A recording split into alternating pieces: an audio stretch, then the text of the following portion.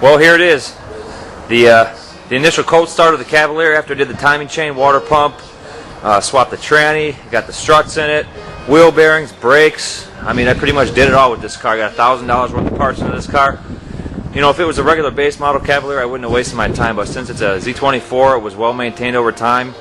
There's no rust in the body. I figured I'd put the money into it. It gets over 30 miles to the gallon, and I got a long commute to work every day, so why not? So, topping off the tranny fluid, I got the battery all hooked up, and there's something going on with the with an alarm system on this car. I cannot figure it out. You know, this car used to have an aftermarket alarm system, and I could have swore I tore it all out of here. See? You know, it's flashing the lights and dinging the buzzer here like it's got the alarm still triggered, so I don't know. I'm going to have to look into that. But I'm going to fire this thing up and see what happens. It's cold. As far as the engine goes, it's a nice November day. There's my helper. So here goes nothing. I'm hoping that the timing chain tensioner all is correct. It does have an antifreeze leak right at the water neck, so there's always got to be something going on. So I got to figure that out. I'm just glad it isn't the water pump yet.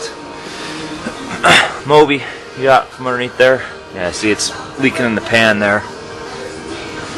Alright, I'm going to fire this thing up and see what happens.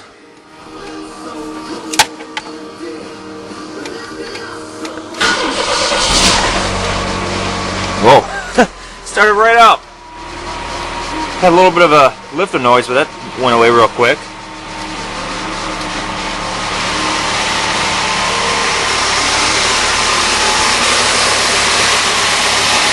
Runs smooth.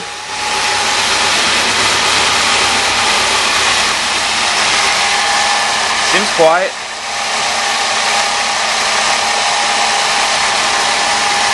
I got the wheels snug on here. As soon as I get this, well, I got about 6 quarts of transmission fluid in there right now, and I'm going to see if it goes into gear.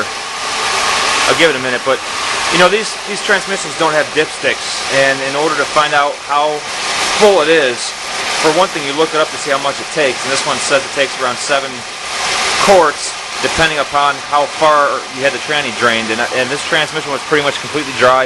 The torque converter had a little bit in it, and what you do is there's a plug on the bottom of the transmission that you take out, which is located on the passenger side, which is, where is it?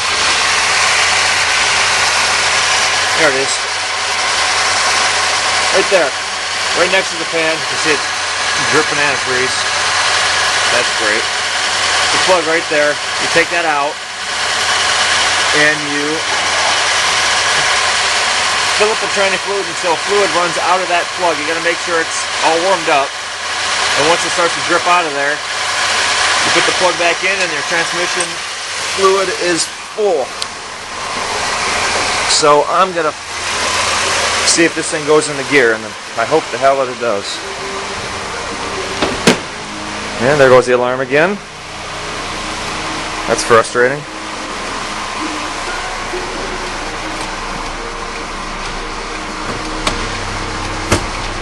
Oh, something happened.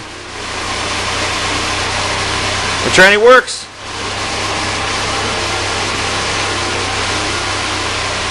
Put it in reverse.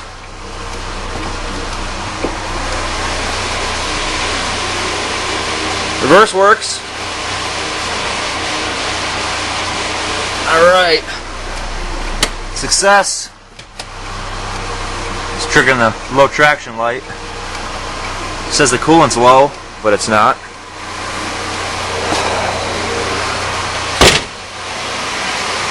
Well, that's it.